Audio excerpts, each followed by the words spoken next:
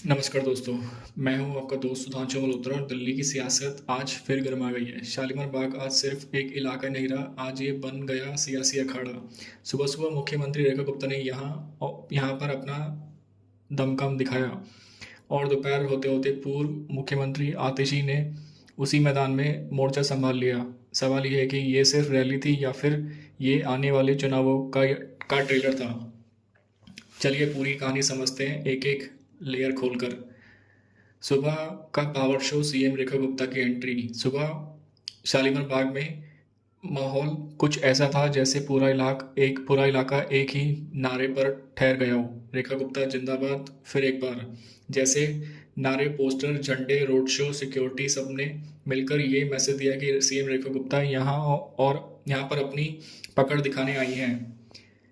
रिहायशी कॉलोनियों से लेकर मार्केट तक उनकी रैली का रूट ऐसे चुना गया जैसे एक एक वोटर को मैसेज दिया जा रहा है कि शालीमार बाग हमारी ताकत है और हम ये ताकत किसी को देने वाले नहीं।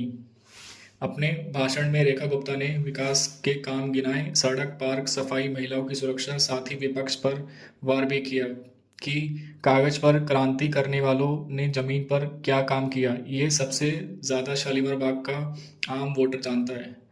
उनका टोन साफ था, ये सिर्फ एक साधारण कार्यक्रम नहीं बल्कि उनकी सीट और साख दोनों बचाने की लड़ाई है। दोपहर का पलटवार, पूर्व सीएम आतिशी की कमान। लेकिन कहानी यहीं खत्म नहीं हुई। दोपहर होते होते पूर्व मुख्यमंत्री आतिशी की एंट्री ने पूरे माहौल को बदल दिया। वही इलाका, वही गलियां, वही लोग, लेकिन इस बार नारे बदल गए थे।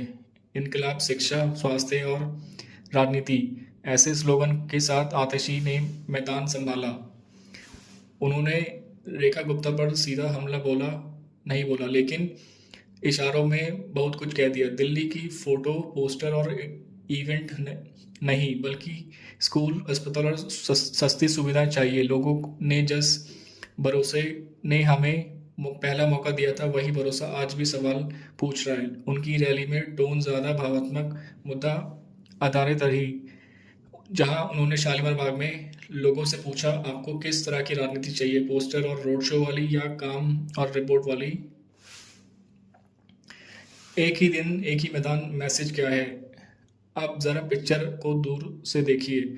सुबह सीएम रेखा गुप्ता का पावर शो, दोपहर पूर्व सीएम आतिशी का काउंटर शो, जगह वही शालीमार बाग, दिन वही, एक ही तारीख। ये चीज़ें पॉलिटिक्स में इत्तेफाक में कम स्ट्रैटेजी से ज़्यादा होती हैं। दोनों ही पक्ष ये दिखाना चाह रहे हैं कि शालीमार बाग हमारा है, दिल्ली की सत्ता की चाबी यहीं के मतदाताओं के पास है। एक तरफ सत्ता में बैठी ताकत, दूसरी तरफ सत्ता की याद और काम का कार्ड। जनता किसके साथ है, ग्राउंड मूड क्या कहती है। अब बड़ा सवाल, लोग किसके साथ हैं। शालीमार बाग जैसा इलाका, मिडिल क्लास, नौकरी पेशा लोग, छोटे व्यापारी और काफ़ी संख्या में युवा वोटर। इनके लिए एक तरफ रेखा गुप्ता का सरकार डेवलपमेंट, लॉ एंड ऑर्डर की मजबूती की बात करती है, दूसरी तरफ आतिशी एजुकेशन, हेल्थ और काम की राजनीति का नैरेटिव लाती हैं। कुछ लोग कहते हैं एरिया रेखा गुप्ता ने एरिया में काम कराया है, सफाई, सड़क, बेसिक सुविधाएं बेहतर हुई हैं।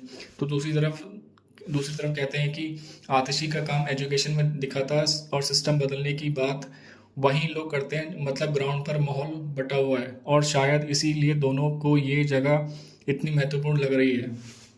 आगे का पॉलिटिकल संकेत, दोनों की रैलीज में एक बात साफ कर दी है, आने वाले समय में शालीमार बाग दिल्ली का पॉलिटिक्स का सिंबल बैटल ग्राउंड बन सकता है। यहाँ की सीट कौन लेता है, यहाँ का नैरेटिव कौन सेट करता है, ये आने वाले चुनावों का टोन तय कर सकता है।